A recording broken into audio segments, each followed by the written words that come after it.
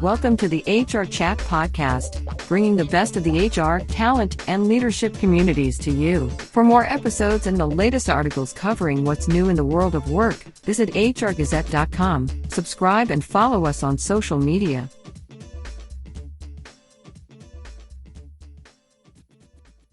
Welcome to another episode of the HR Chat Show. I'm your host today, Bill Badham, and in this episode, we're going to consider what it takes for companies to retain their best people when competition is fierce. Listen to as we talk about ways to help leaders create a more engaging company culture. My guest this time is my friend and an awesome human being, Eren Ikiz, founder of Improva Inc., a leadership development, talent management, and coaching company. Improva offers development centers, talent mappings, a corporate academy, and coaching solutions to help companies manage, develop, and retain their best people. Oh, and did I mention that Eren's an awesome human being and I like him a lot? Hey, Eren, welcome to the show today. Hi, Bill. It's so nice to be here, and thanks for the invitation, and thanks for the nice introduction. My pleasure, sir. My pleasure. So beyond my reintroduction there, why don't you start by introducing yourself a bit more to our listeners and telling them about the mission of Improva? Okay. I'm originally an electronics engineer who started his career in information technology. I gradually shifted from managing technology to managing change during my career. Basically, I was a change director with 9 countries and 9 different cultures reporting to the Nordics organization. And on my return from that expatriate, I established my consultancy company to help organizations steer smoothly during turbulent times of change and moved from engineering electronics to engineering leadership and company culture. People always ask about how did this happen? So it's been 20 years so far, and I believe we have achieved our purpose with 2 global awards from Association for Talent Development and a gold from Stevie. And personally, I'm a single dad living in Toronto with 2 little kids, aged 19 and 27. But, like of all of us, they are still my little ones. Yeah, 19 and 27 aren't that little, but I guess in your eyes, they're still babies. I get it. Yeah, that's always the case. Okay, Eren, so when it comes to retaining and developing talent, what are some of the biggest challenges facing leaders at the moment? Okay. As the pandemic reaches its end, I am hearing stories about the relentless onboarding efforts of HR people. On the other hand, as the turnover increases, the know-how flies away, loyalty and the company culture diminish, while the budgets soar. Some of this turnover is useful. None of us have issues with losing some of our employees. However, we are losing talented ones with high results and even higher potential, especially to competition, which is not so good. Let me give you an example. A couple of months ago, I was coaching a large fintech company. The manager was suffering from a 70% turnover. He explained that the high turnover was due to the offers with high salaries and better opportunities. However, his peer manager only had a 10% turnover. I asked if the people on the other team weren't receiving offers, but the reply was, yes, sure they were. Then I asked if he was receiving such offers personally. Sure, almost once every month, he said. So the obvious next question was why he decided to stay and not leave. This manager answered that he stayed because his director communicated well within the team. He felt empowered and valued and could see himself adding value and getting value by staying in his company. So this manager was able to find value within the company, but was unaware or unable to create that same positive company culture for his subordinates, resulting in low motivation and high turnover and mediocre performance. If we cannot create a company culture to raise the social values over the market values by showing our talents that they have a future here and value them by believing and investing in them, this is already a lost cause. There will always be somebody paying a few bucks more for these people. Employee satisfaction surveys demonstrate the importance of job enrichment, communication, development, and career opportunities over salary. According to the Achievers Survey of 2022, Recognition outweighs higher salary offers by 3 to 1. I have been in talent management for over 20 years and have worked with numerous companies in several countries. And I can say that the challenge of filling in this leaking bucket seems like an impossible task if we do not take a strategic approach, starting from our HR systems and our higher management. Receiving a quote from a legal professional has never been this quick, affordable, and accessible. Until now, the future of legal services is here, and it begins with Lavo. Lavo is a leading Canadian online legal platform for legal services. Getting connected to a legal professional within minutes is done in 3 easy steps. Answer a few simple questions, instantly get multiple quotes, then pick your professional and off you go. Learn more at lavo.com. Okay, thank you very much.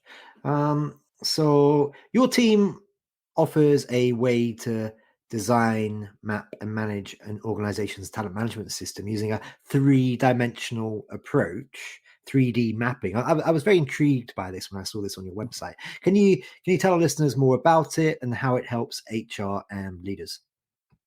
Sure, Bill. Let's have a look at the classical approach to talent management first. It starts with a system to measure performance to identify high and low performing employees. But high performance doesn't necessarily mean managerial skills. So top-level management identifies key leadership competencies in line with future strategies, and then the leadership potential of these high performers is measured through some tools. It is possible to map and group each on a coordinate system now, and this is performance versus potential. Then HR gets in, plans what to do with each group of people on this map, and creates development plans, motivation plans, succession plans, and they want to achieve higher results and better sustainability. This is a good plan, and it has one dimension over performance. It is the leadership potential. And that part needs to improve now as time and people are changing. I have reasons to say this. For example, there are many people from sales or operations or information technology departments with the highest results, but no intention to become a manager. Still, the classical approach pushes them to managerial levels. I also met many others with highest results and the will to manage. However, they don't have the skills to manage. So the one-dimensional approach cannot differentiate these differences. So our 3D approach is developed to sort these issues out by measuring performance versus 3 dimensions: leadership, management, and expertise potential. First of all, let's go one by one. We don't need hundreds of top-level leaders to steer the organization. However, once we identify them, we have to hug them closely and groom and develop them further. They are our future. On the other hand, we need many mid-level role model managers leading their teams to shared goals and visions. These are the backbones of the organization, relentlessly fighting on the front lines with great success. So this is the managerial potential. And we need, unfortunately, have subject matter experts who are the wizards of our daily operations. We must groom, motivate, develop, and keep them in the company. They have no intention of managing others, and to be honest, probably they shouldn't do so. And also, while trying to map these people, we also have high potential employees who cannot or do not perform as expected. We should understand the reasons behind this low performance and solve immediately to reattach them to the organization. Otherwise, we'll be losing them. Our 3D talent management approach first helps to identify these different groups based on a number of tools. Then we help the organizations to nurture and groom these people via a role model leadership approach. This is what we do in 3D talent management. The days of matching web keyword searches with resumes and job descriptions is over. It's all about cultural fit. WorkZinga empowers job seekers looking for jobs and employers looking for new hires to have thoughtful and insightful conversations, making the recruiting process more successful for both sides. Learn more at workzinga.com. Okay, and this is why I do this podcast, because I listen and I learn, listeners. Okay, let's talk about decreasing turnover now, Eren. The Improva Development Center Solution is designed to increase the awareness of internal talent and develop their skill sets based on their strengths and weaknesses. Sounds good to me. How can providing professional development opportunities lead to fewer employees wanting to jump ship, to leave and go elsewhere? Yeah, that's a very good question. You know what? My career shift from technology to human sciences was basically due to a fact I recognized. You may implement the best systems, tools, procedures. However, organizations don't change until people change. Then as a master coach and a seasoned engineer, I learned that awareness is the key to personal change. Change is not easy, as many of us want others to change, but not us.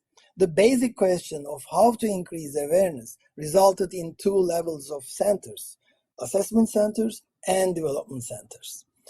So first, the assessment centers, they are designed for selection purposes, like as a part of the recruitment process or for promotional purposes. For example, we helped a major merger of 5 insurance companies into one last summer.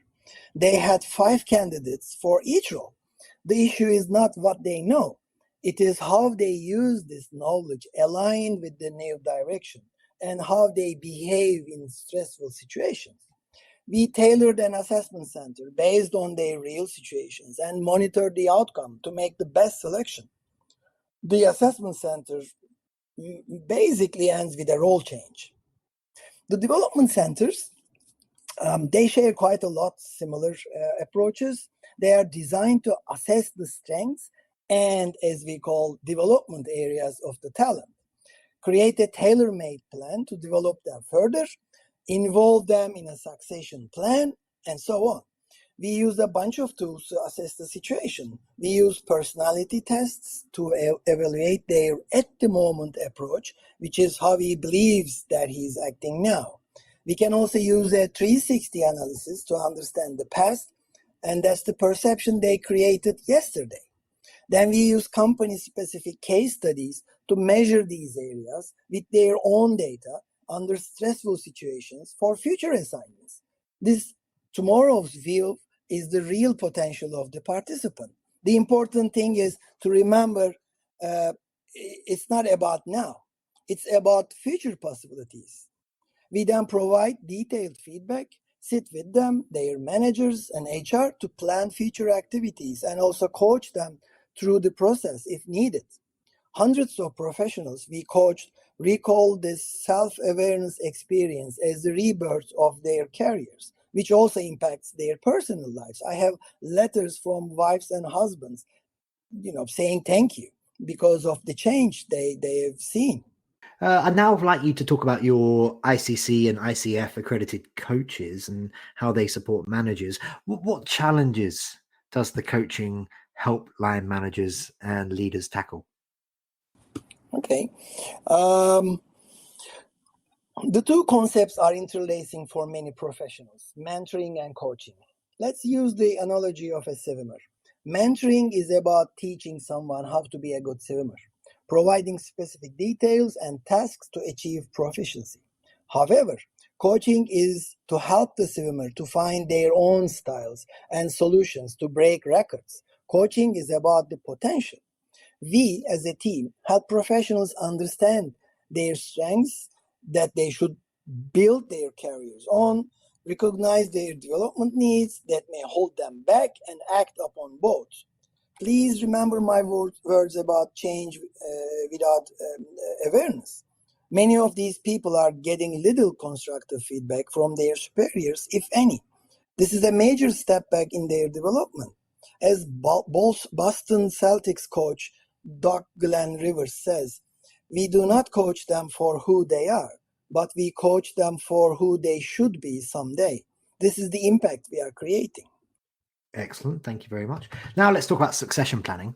How can HR departments help strategize and plan in ways that will mean that the company will not be negatively impacted when they lose top performers, key employees? Mm. Have you ever seen successful people who cannot promote because they are successful and irreplaceable? I did. If we cannot guarantee the smooth continuation of the processes, you cannot promote. Simple but awful. When a machine stops, there is a backup system running. As we are working hard to make our companies sustainable, we have to find ways to achieve this in our management systems too. Succession planning creates opportunities for developing leaders, increases motivation, decreases turnover, supports growth and company culture. For example, employee referral schemes, they always create good results. When employees send referrals for a friend, they want someone to join the organization whom they can work together properly and who is close to the company culture. They just don't send somebody. When the talent maps of the organizations are created, we can then create a map stating who to replace whom and under what conditions. Then we support them in developing themselves for a well-defined purpose. This is what we call a succession planning. Okay, thank you very much. Now let's talk about performance reviews. Oh, those dreaded performance reviews. Some people out there love them. Some people don't love them so much. You offer help with, for example, 360 reviews. Yes. How are 360s helpful? And in your opinion, listeners know what I think about this, but in your opinion, is the traditional annual performance review dead? No, the traditional annual performance review was dead years ago. For example, as an employee, I may have issues throughout the whole year, and my manager gives me feedback on the 365th day of the year when everything is over. This is not acceptable. You have to give feedback in a timely manner and let the person do something about it before it's too late. The new era systems separate the goals and competencies. The goals part is based on solid goal setting systems and can even be managed without supervision with the new tech solutions. The competencies part involves a great deal of observation, feedback, and coaching, and this part makes a huge difference, especially when the competition is hardest. Do you know what? I have never laid off an employee because they cannot perform a task or write a report properly. I think Master Yoda will agree. Unable to teach them, my fault is. On the other hand, people are laid off because of their attitudes, especially under stressful situations. 360 gives a photo shoot of this, containing the past couple of weeks, if not months, of perception data. However, it may have some backdrafts too, like cultural effects increasing the subjectivity, the diverse scoring approaches of the participants, and comparing apples to oranges. Therefore, it is more than just a statistical app and should be handled with great attention. In Improva, we try to take all the numbers, but we do not report with the numbers. We put emphasis on the top 10 strengths and top 10 development areas without the points, scores, and comparison. So it's your report based on your results that you should be relying on these competencies or attitudes, and you should be doing something on these 10 competencies or behaviors. That's how we look at the 360 approaches or systems. We are already coming towards the end of this particular conversation. Listeners, Eren and I will be continuing the conversation in a Toronto bar in the very near future, but you won't get to listen into that one, I'm afraid. Before we do wrap up, though, for today, 2 more questions for you. Tell me about Improva's tailor-made and ATD awarded corporate academy. According to the achievers, 1 out of 2 managers do not have proper management training. My engineering background taught me the importance of measurement, the process perspective, application, and practice. Since the early days, we take the development as a process, not as individual training sessions. We basically start with the measurement, preferably a development center or a 360 analysis. While establishing a company management culture, we must have core management training that defines common concepts and styles of our managerial approach. This is the backbone. Then There are the participants' individual needs, which should be addressed separately. Then stretch and distribute these tasks over the course of, let's say, a year or so. And as practice is key to adult learning, we should also add brainstorming and feedback sessions with their subordinates, project responsibilities with their peers, reverse learning opportunities, as well as books, articles, TED Talks, etc. to support them. Let's add a social responsibility project on top of them, sprinkle a bunch of coaching sessions, and finish with a presentation to higher management accompanied by a final evaluation so that we can measure the change. This is what we call an academy, and this is the approach that brought us 2 global awards. 2 global awards. There you go. I get all the superstars on my show, listeners. Eren, my friend, before we do wrap up for today, how can our listeners connect with you? So maybe that's email, maybe you want to share your LinkedIn, maybe you're really cool and you're all over Instagram and TikTok and places. And also, of course, how can they learn more about all the great work you're doing over at Improva? Thank you, but this is the easiest, I think. Since the beginning, our motto has been to be the wind for anyone who sets sail for improvement. So give me a call or text, email me at eren@improva.ca, visit improva.ca, click our LinkedIn page. You can find me or my company there. You will be seeing me around in Toronto events, and we'll be more than happy to help for any questions and any inquiries. Thank you, Bill. Perfect. And for those people who are not lucky enough to live in the beautiful city of Toronto, you'll just have to contact Eren and have a video call instead. The guy's got great hair. Wonderful hair, so it's worth doing it just for that, to check it out. I'm telling you, I'm so jealous as a man who's got less hair than he had a year ago. Eren, that just leaves me to say for today, thank you very much for being my guest on this episode of the HR Chat Show. Thank you, Bill. It's always fun to be with you. Thank you. And listeners, as always, until next time, happy working. Thanks for listening to this episode of the HR Chat Podcast. There are hundreds of conversations with business experts available for free on the HR Gazette website, Apple, Spotify, and all the main platforms. And remember to like, subscribe, and follow us on social media.